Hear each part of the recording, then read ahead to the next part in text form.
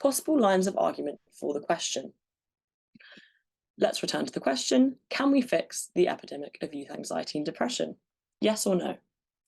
You're going to choose whether you're going to argue yes, we can fix it, and if so, why, or no. I would suggest that you choose yes, we can fix it, because that leaves a lot more room to then go in to possible ways we can fix it. And that leads us to the second part of the question, how are we going to fix it? And we can split this up into some suggested paragraphs. One paragraph might focus on improved research.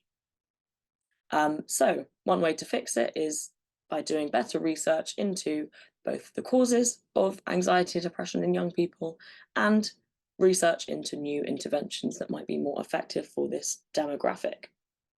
So the driving forces behind the causes of youth anxiety, the pandemic, COVID, social media, an increasingly uncertain world, economic crises, and environmental anxieties. And how might we do research on this?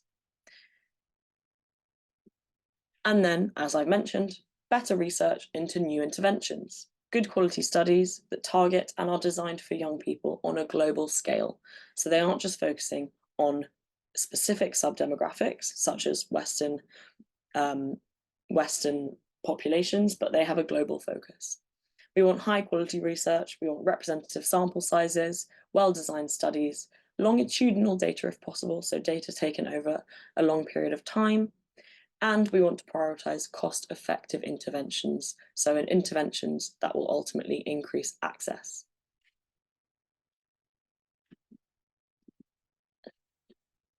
The second part of the question, how to fix it.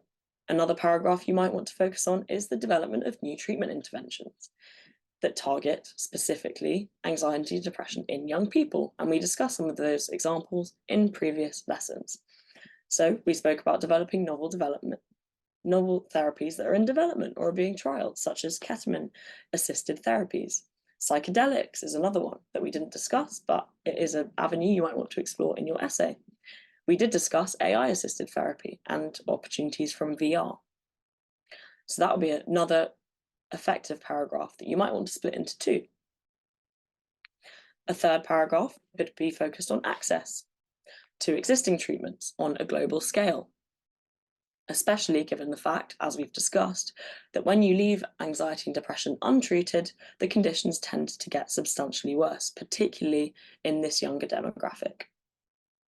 So what might this look like? As we've discussed in the previous lesson, using technology to roll out virtual therapies can help because more people can access virtual therapies than face-to-face therapies with a clinical psychologist or practitioner. Increasing access might also include better education that is rolled out by governments into how and where treatments can be accessed, both for parents and for young people.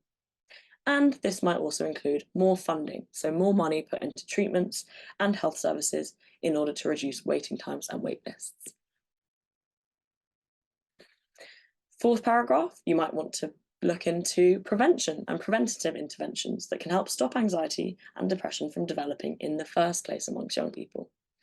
This might look like things like mindfulness, meditation, daily wellbeing promoting practices, school-based prevention programs that build resilience and promote stress management, education on the harms of things like overuse and the risks of technology for young people's mental health, and anything else. There are plenty of interesting preventative interventions out there, so I would highly recommend you looking at these.